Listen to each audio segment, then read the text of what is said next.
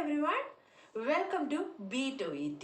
നമ്മൾ കഴിഞ്ഞ വീഡിയോയിൽ OET റീഡിങ്ങിൽ പാർട്ട് എയിൽ എങ്ങനെ നമുക്ക് ഫുൾ സ്കോർ നേടാം എന്നതിനെ കുറിച്ചാണ് ഡിസ്കസ് ചെയ്തത്. നിങ്ങളെല്ലാവരും ആ വീഡിയോ കണ്ടു കാണുമല്ലോ അല്ലേ? നിങ്ങൾക്കതെല്ലാം യൂസ്ഫുൾ ആയി കാണുമെന്ന് ഞാൻ പ്രതീക്ഷിക്കുകയാണ്. ഇന്ന് OET റീഡിങ്ങിലെ പാർട്ട് ബി എങ്ങനെ നമുക്ക് സോൾവ് ചെയ്യാമെന്ന് ഡിസ്കസ് ചെയ്താലോ? Come on, let us start. റീഡിങ്ങിൽ പാർട്ട് ബിക്കും സിക്കും കൂടെ നമുക്ക് 45 മിനിറ്റ്സ് ആണുള്ളത് ഇല്ലേ? അവിടെ നമുക്ക് മൾട്ടിപ്പിൾ ചോയ്സ് ക്വസ്റ്റ്യൻസ് ആണ്. പാർട്ട് ബിയിൽ നമുക്ക് 3 ഓപ്ഷൻസ് ഉണ്ടായിരിക്കും, അതിൽ നിന്ന് കറക്റ്റ് ആൻസർ ചൂസ് ചെയ്യണം. പാർട്ട് സിയിലാണെങ്കിലോ 4 ഓപ്ഷൻസ് കാണും, അതിൽ നിന്ന് കറക്റ്റ് ആൻസർ ചൂസ് ചെയ്യണം. പിന്നെ നമുക്ക് പാർട്ട് ബിയെ കുറിച്ചാണ് നമ്മൾ കൂടുതലായിട്ട് ഡിസ്കസ് ചെയ്യുന്നത്. അപ്പോൾ പാർട്ട് ബിയിൽ നിങ്ങൾക്ക് 6 ടെസ്റ്റുകൾ കാണും. ഓക്കെ, അത് 100 to 150 വേർഡ്സിലുള്ള എന്തെങ്കിലും ഹോസ്പിറ്റൽ റിലേറ്റഡ് ആയിട്ടുള്ള മെമ്മോസോ ഇമെയിൽസോ അല്ലെങ്കിൽ ഹോസ്പിറ്റൽ ഗൈഡ് ലൈൻസ്, ഹോസ്പിറ്റലിൻ്റെ പോളിസി പ്രൊസീജിയേഴ്സ്, അങ്ങനെ എന്തെങ്കിലുമൊക്കെ ആയിരിക്കും നിങ്ങൾക്ക് ടെസ്റ്റുകൾ തരുന്നത്. അപ്പോൾ അതിനെ ബേസ് ചെയ്തുള്ള ക്വസ്റ്റ്യൻസ് കാണും. അവിടെ 3 ഓപ്ഷൻസ് കാണും. ആ 3 ഓപ്ഷൻസിൽ നിന്ന് നിങ്ങൾ കറക്റ്റ് ആൻസർ എഴുതണം. അപ്പോൾ ബിക്കും സിക്കും കൂടെ നിങ്ങൾക്ക് 45 മിനിറ്റ്സ് ആണുള്ളത്. അപ്പോൾ ഓൾമോസ്റ്റ് ഒരു ക്വസ്റ്റ്യന് നിങ്ങൾക്ക് 2 മിനിറ്റ് വെച്ച് കിട്ടും. അപ്പോൾ പല കുട്ടികൾക്കും OET ബി കുറച്ച് ടഫായിട്ട് കാണുന്നുണ്ട്. പാർട്ട് എ വളരെ എളുപ്പമാണെങ്കിൽ പോലും പാർട്ട് ബി അവർക്ക് എങ്ങനെ സോൾവ് ചെയ്യണമെന്ന് അറിയില്ല. അപ്പോൾ അതിൻ്റെ കുറേ ടിപ്സുകൾ ഇന്ന് നോക്കിയാലോ? നിങ്ങൾ റീഡിങ്ങിൽ പാർട്ട് ബി സോൾവ് ചെയ്യുമ്പോൾ ഫസ്റ്റ് ആദ്യം ക്വസ്റ്റ്യൻ വായിക്കുക. ക്വസ്റ്റ്യൻ വായിച്ചിട്ട് നിങ്ങൾ ഓപ്ഷൻസ് റീഡ് ചെയ്യാൻ നിൽക്കരുത്.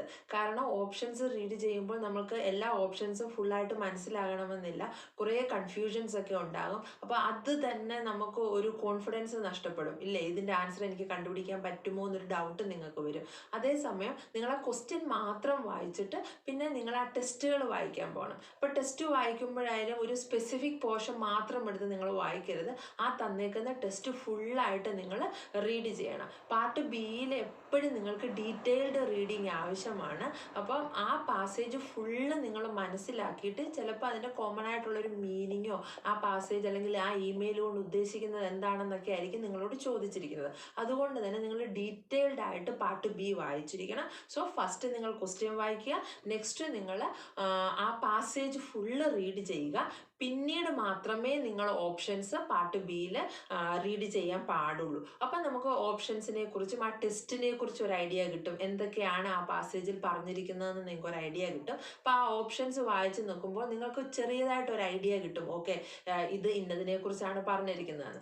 ഓപ്ഷൻസിനായിട്ട് ഉറപ്പായിട്ടും കോൺട്രഡിക്ടറി ആയിട്ടുള്ള ഒരു സ്റ്റേറ്റ്മെൻറ്റ് കാണും. ആ പാസേജിൽ പറഞ്ഞിരിക്കുന്നതിൻ്റെ ജസ്റ്റ് ഓപ്പോസിറ്റ് ആയിട്ടുള്ള ഒരു സ്റ്റേറ്റ്മെൻറ്റ് ആ ഓപ്ഷനിൽ ഒരെണ്ണം കാണും. അത് നിങ്ങൾക്ക് കംപ്ലീറ്റ് ആയിട്ട് അവിടെ വെട്ടിക്കളയാവുന്നതാണ്. അത് കഴിഞ്ഞിട്ട് ബാക്കിയുള്ള 2 ഓപ്ഷൻസിൽ നിന്ന് വേണം നിങ്ങൾ പിന്നീട് ആൻസർ സെലക്ട് ചെയ്യാൻ വേണ്ടി. അപ്പോൾ അതിനായിട്ട് ആ 2 ഓപ്ഷൻസിൽ നിങ്ങൾക്ക് അല്പം കൺഫ്യൂഷൻ ഉണ്ടെങ്കിൽ നിങ്ങൾക്ക് എഗെയിൻ ഒരു ടൈമും കൂടെ ആ പാരഗ്രാഫ് ഫുള്ള്, ആ പാസേജ് ഫുള്ള് വായിച്ച് നോക്കാം. അപ്പോൾ ഉറപ്പായിട്ട് നിങ്ങൾക്ക് അവിടെ നിന്ന് കറക്റ്റ് ആൻസർ ചൂസ് ചെയ്തെടുക്കാൻ പറ്റും. ഈ 2 തവണ വായിച്ചിട്ടും നിങ്ങൾക്ക് ആ കറക്റ്റ് ഓപ്ഷൻ അല്ലെങ്കിൽ കറക്റ്റ് ആൻസർ ഏതാണെന്ന് മനസ്സിലായില്ലെങ്കിൽ നിങ്ങൾ അത് അവിടെ ലീവ് ചെയ്തിട്ട് അടുത്ത ക്വസ്റ്റ്യനിലോട്ട് പോകണം. ഓക്കെ, 2 മിനിറ്റ്സ് കൂടുതൽ ഒരിക്കലും പാർട്ട് ബിയിൽ ഒരു ക്വസ്റ്റ്യന് വേണ്ടി നിങ്ങൾ സ്പെൻഡ് ചെയ്യാൻ പാടില്ല. പിന്നെ ലാസ്റ്റ് നിങ്ങൾക്ക് ടൈം കിട്ടുകയാണെങ്കിൽ ഉറപ്പായിട്ടും തിരിച്ചു വന്ന് ഒന്നുകൂടെ ആ പാസേജ് വായിച്ച് നോക്കിയിട്ട് നിങ്ങൾക്ക് ആൻസർ അവിടെ എഴുതാവുന്നതാണ്. ഓക്കെ, അപ്പോൾ ഈ മെത്തേഡ് ഉപയോഗിച്ച് നമുക്ക് 2-3 ക്വസ്റ്റ്യൻ പാർട്ട് ബിയുടെ ഒന്ന് ചെയ്ത് നോക്കിയാലോ? അത് നിങ്ങൾക്ക് എത്രമാത്രം ഉപകാരപ്രദമാകുമെന്ന് നമുക്ക് നോക്കാം. ഈ ഒരു ടെസ്റ്റ് ഞാൻ OET പോർട്ടലിൽ നിന്ന് എടുത്തിട്ടുള്ളതാണ്. പല ആൾക്കാരും ഈ ക്വസ്റ്റ്യൻ ചെയ്തിട്ടുണ്ടായിരിക്കും. ഇത് ചെയ്തിട്ടും മനസ്സിലാകാത്ത കുട്ടികൾക്ക് വേണ്ടി നമ്മുടെ ഈ മെത്തേഡ് ഉപയോഗിച്ച് എങ്ങനെ ഇതിൻ്റെ ആൻസർ ഈസി ആയിട്ട് കണ്ടെത്താമെന്നാണ് ഇന്ന് നമ്മൾ നോക്കുന്നത്. ഓക്കെ, അപ്പോൾ ഇവിടെ ക്വസ്റ്റ്യൻ എന്താണ്? The policy document tells us that. നമ്മളോട് എന്താണ് ഈ ഡോക്യുമെൻറ്റ് പറയുന്നതെന്നാണ് ചോദിക്കുന്നത്. ഇപ്പം നിങ്ങൾ ക്വസ്റ്റ്യൻ വായിച്ചിട്ട് ഉടനെ ഓപ്ഷൻസ് വായിക്കാൻ പോയി നിങ്ങളൊന്ന് വായിച്ച് നോക്കിയാൽ എന്തൊക്കെയാണ് options? Stop dates are irrelevant in all circumstances. Anyone using EPMA can disregard the request for a stop date. Then prescribers must know in advance of prescribing what the stop date should be. ഇത് വായിച്ചിട്ട് നിങ്ങൾക്ക് എന്തെങ്കിലും മനസ്സിലായോ? എന്തിനെക്കുറിച്ചാണ് പറഞ്ഞതെന്നെങ്കിലും മനസ്സിലായോ? ഇല്ല. അപ്പോൾ ഇത് വായിച്ചപ്പോൾ നമുക്കൊരു കൺഫ്യൂഷനായില്ലേ, EPMA എന്താണെന്ന് നമുക്കറിയില്ല. അപ്പം തന്നെ നിങ്ങൾക്കൊരു പേടി വന്നിട്ടുണ്ടോ, അയ്യോ ഇത് എന്തിനെക്കുറിച്ച് ഈ ടെസ്റ്റ് പറയുന്നത്, എനിക്ക് ചെയ്യാൻ പറ്റുമോ എന്നൊരു പേടി വന്നിട്ടുണ്ടല്ലേ. സോ ബെറ്റർ നമ്മൾ ക്വസ്റ്റ്യൻ വായിച്ചിട്ട് ഡയറക്റ്റ് എന്തോ വേണം ആ പാസേജിലോട്ട് പോകണം. അപ്പോൾ പാസേജ് എന്താ പറഞ്ഞതെന്ന് നമുക്ക് നോക്കാം. ഓക്കെ, നിങ്ങൾ ഒരിക്കലും ഓപ്ഷൻസ് വായിക്കാൻ പോകരുത്, മറിച്ച് പാസേജ് റീഡ് ചെയ്യണം. അപ്പോൾ പാസേജ് എന്താണെന്ന് വെച്ചാൽ, prescribers should write a review date or a stop date on the electronic prescribing system EPMA or the medicine chart for each antimicrobial agent prescribed. അപ്പോൾ ആൻറ്റിമൈക്രോബിയൽ ഏജൻറ്റ് പ്രിസ്ക്രൈബ് ചെയ്യുന്ന പ്രിസ്ക്രൈബേഴ്സ് അവർ ഒരു review date അല്ലെങ്കിൽ stop date അവർ mention ചെയ്യണം. എവിടെയാണ്? Electronic prescribing സിസ്റ്റത്തിൽ. അതാണ് ഈ EPMA എന്ന് പറയുന്നത്. Okay, so on the EPMA there is a forced entry for stop dates on oral antimicrobials. അപ്പോൾ ഓറൽ ആൻറ്റിമൈക്രോബിയൽസ് ആണ് അവർ പ്രിസ്ക്രൈബ് ചെയ്യുന്നതെങ്കിൽ അവിടെ EPMAയിൽ ഒരു സ്റ്റോപ്പ് ഡേറ്റ് എഴുതുന്നതിനൊരു ഫോഴ്സ്ഡ് എൻട്രി ഉണ്ട്. അവിടെ മസ്റ്റായിട്ടും അത് എഴുതിയിരിക്കണം എന്നാണ് അവർ പറയുന്നത്. Then there is not a forced stop date on EPMA for IV antimicrobial treatment. So IV injections ആണ് ആൻറ്റിമൈക്രോബിയൽ ട്രീറ്റ്മെൻറ്റ് കൊടുക്കുന്നതെങ്കിൽ അതിന് ഒരു മസ്റ്റായിട്ടുള്ളൊരു സ്റ്റോപ്പ് ഡേറ്റിൻ്റെ ആവശ്യമില്ല. പിന്നെ അതിനെക്കുറിച്ച് അവർ ഡിസ്ക്രൈബ് ചെയ്തിട്ടുണ്ട്. If the prescriber knows how the course of IV should be then the stop date can be filled in. അപ്പം പ്രിസ്ക്രൈബേഴ്സിന് അറിയാമെങ്കിൽ അവർക്ക് സ്റ്റോപ്പ് ഡേറ്റ് വേണമെങ്കിൽ ഫില്ല് ചെയ്യാം. ഇഫ് നോട്ട് നോൺ, അവർക്ക് അറിയില്ലെങ്കിൽ then a review should be added to the additional information. അപ്പോൾ അവർക്ക് എന്ന് വരെ ഇത് IV ആൻറ്റിബയോട്ടിക് കൊടുക്കണം എന്ന് അറിയില്ലെങ്കിൽ അവിടെ ഒരു റിവ്യൂ ഡേറ്റ് ഉണ്ട്, അത് അവർ റിവ്യൂ അവിടെ ഫില്ല് ചെയ്തിരിക്കണം. ഓക്കെ, അതിനൊരു എക്സാമ്പിൾ എന്താണ് പറഞ്ഞിരിക്കുന്നത്?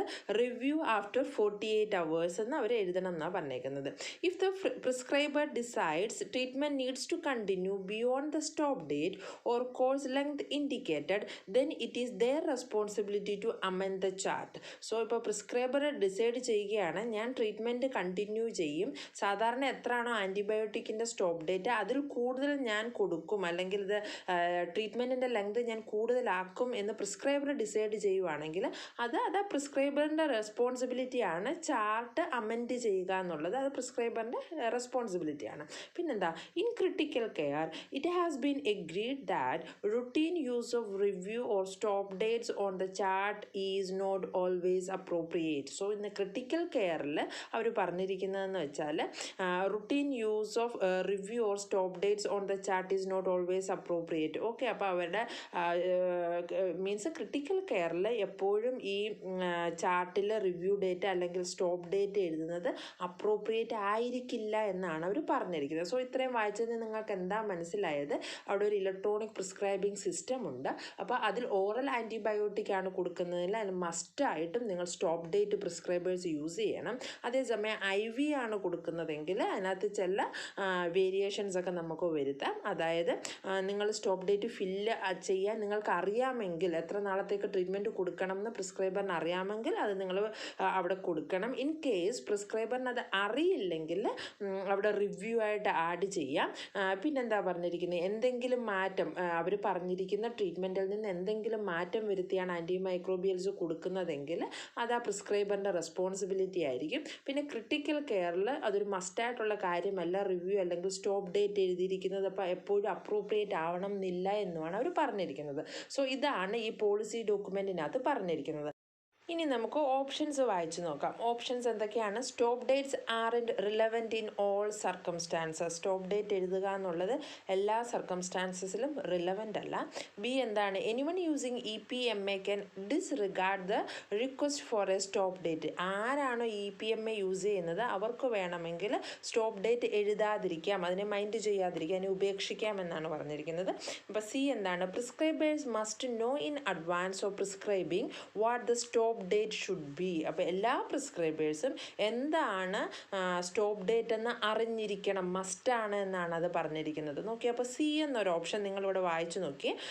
നമ്മൾ ഇവിടെ 1 2 3 4th ലൈനിൽ അവർ പറഞ്ഞിട്ടുണ്ട് there is not a forced stop date on EPMA for IV antimicrobial treatment. പിന്നെന്താ പറഞ്ഞേക്കുന്നത്? If the prescriber knows how the course of IV should be then the stop date can be filled in if not known then a review should be added എന്നാണ് പറഞ്ഞേക്കുന്നത്.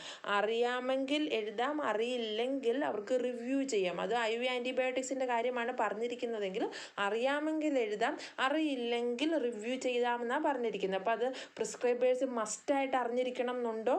ഇല്ല. അപ്പോൾ അത് ടോട്ടലായിട്ടും ഇതിൽ നിന്ന് എതിരെയുള്ള ഒരു സ്റ്റേറ്റ്മെൻ്റ് ആണ്. സോ നമുക്കത് അല്ല എന്ന് തീരുമാനിക്കാം. പിന്നെ ബി ഓപ്ഷൻ എന്താ പറയുന്നത്? Anyone using EPMA can disregard the request four stop date. ആര് EPMA യൂസ് ചെയ്യുന്നോ അവർക്ക് സ്റ്റോപ്പ് ഡേറ്റിനെ കുറിച്ച് ഒന്നും മെൻഷൻ ചെയ്യാതെ പോവാം. ഇങ്ങനൊരു കാര്യമില്ലേ എന്ന് വിചാരിക്കാം. അങ്ങനെ പറഞ്ഞിട്ടുണ്ടോ? നോക്കൂ, അവിടെ രണ്ടാമത്തെ സെൻറ്റൻസ് തൊട്ടൊന്ന് വായിച്ച് നോക്കിയേ.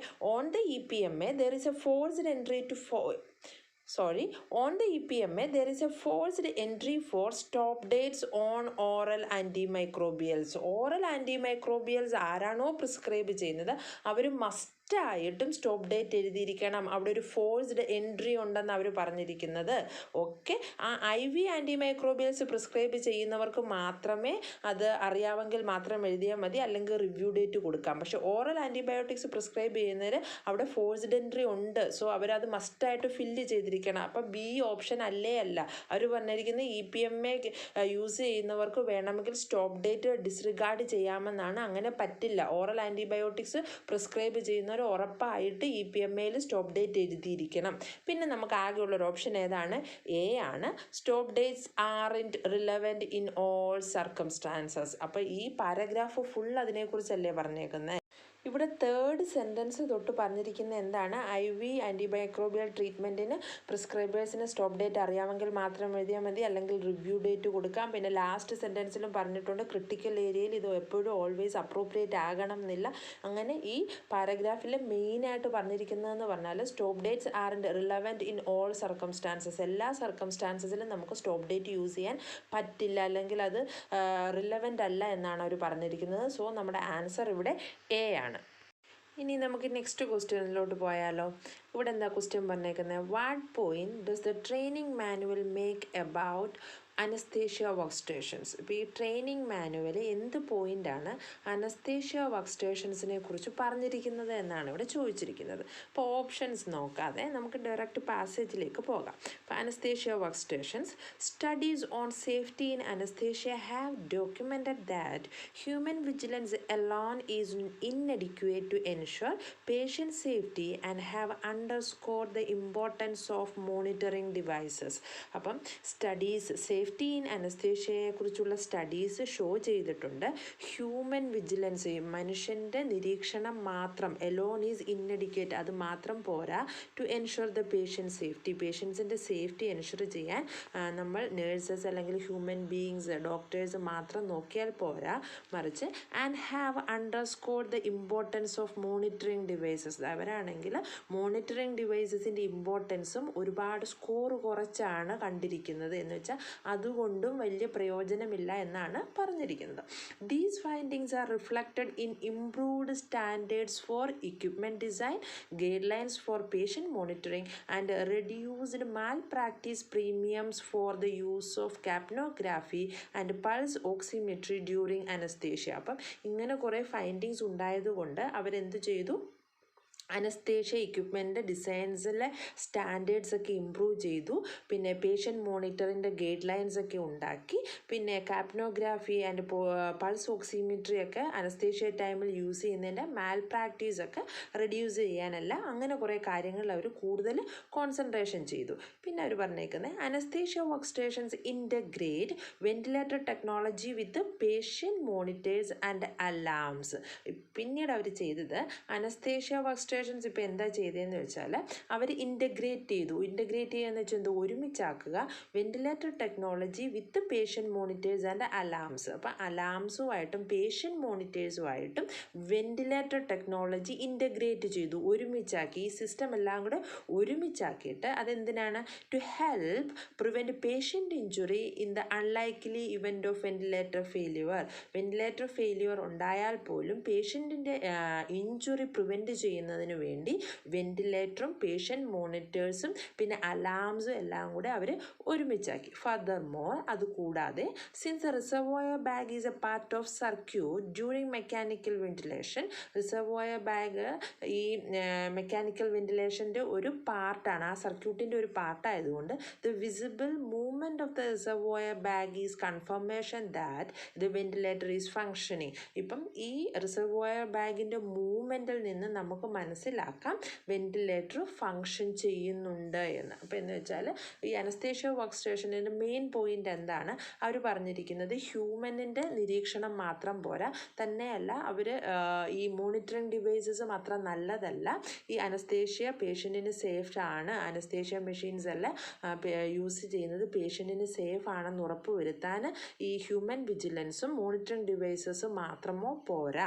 പിന്നെ അവരെന്താ പറഞ്ഞിരിക്കുന്നത്, അതുകൊണ്ട് തന്നെ ഈ ഫൈൻഡിങ്സ് ഉണ്ടായതുകൊണ്ട് തന്നെ അവർ ഇക്വിപ്മെൻറ്റ് ഡിസൈൻസും guidelines for the patient മോണിറ്ററിങ്ങും ഒക്കെ മാൽ പ്രാക്ടീസസ് ഒക്കെ റെഡ്യൂസ് ചെയ്യാനൊക്കെ അവർ നോക്കി. അപ്പോൾ അനസ്തേഷ്യ വർക്ക് സ്റ്റേഷൻസ് എന്താണ് ചെയ്തതെന്ന് വെച്ചാൽ അവർ വെന്റിലേറ്റർ ടെക്നോളജിയും പേഷ്യൻറ്റ് മോണിറ്റേഴ്സും അലാംസും എല്ലാം കൂടെ ഒരുപോലെ ഇൻ്റഗ്രേറ്റ് ചെയ്തിട്ട് ഒരുമിച്ചാക്കിയിട്ട് പേഷ്യൻറ്റിൻ്റെ ഇഞ്ചുറി റെഡ്യൂസ് ചെയ്യാൻ അല്ലെങ്കിൽ പ്രിവെൻറ്റ് ചെയ്യാൻ നോക്കി. In the event of ventilator failure ഒക്കെ ഉണ്ടാകുന്ന സമയത്ത് ആ ഇവൻറ്റ് പേഷ്യൻ്റ് ഇഞ്ചുറി കുറയ്ക്കാൻ നോക്കി. കൂടാതെ തന്നെ അവർ പറയുന്നത് റിസർവോയർ ബാഗ് ഈ വെന്റിലേറ്റർ സർക്യൂട്ടിൻ്റെ ഒരു പാർട്ടായതുകൊണ്ട് തന്നെ അതിൻ്റെ മൂവ്മെൻറ്റ് നോക്കി നമുക്ക് മനസ്സിലാക്കാം വെന്റിലേറ്റർ ഫങ്ഷനിങ് ആണോ അല്ലയോ എന്ന് മനസ്സിലാക്കാം. അപ്പോൾ ഇത്രയാണ് എൻ്റെ മെയിൻ കാര്യം പറഞ്ഞിരിക്കുന്നത്. ഇനി നമ്മൾ ഓപ്ഷൻസിലോട്ട് വന്നാൽ parts of the equipment have been shown to be vulnerable to failure. B എന്താണ്, there are several ways of ensuring that ventilator is working effectively.